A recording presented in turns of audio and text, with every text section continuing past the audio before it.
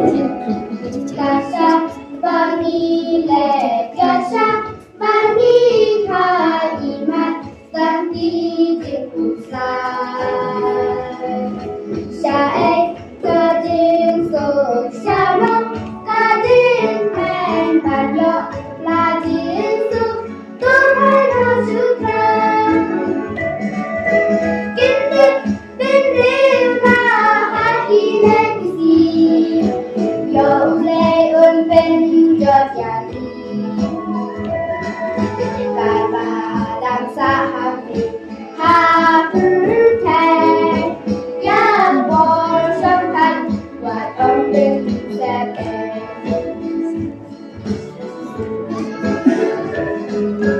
syae di Kristen Basisha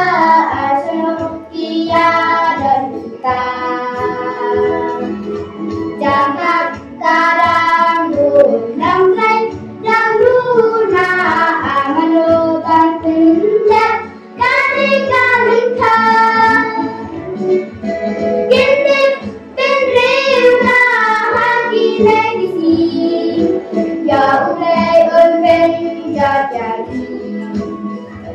kata dan sahabat ha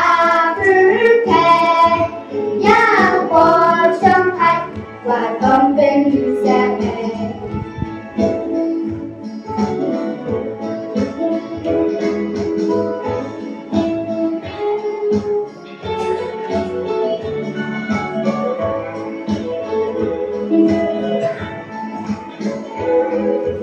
Jinglu wai dong di sekalian ki atrai pendok jing saram jing wakrai Dodot bae mau kendung la atrai latin jong itu nang penjaran kindik kindik la haki negisi ya ulai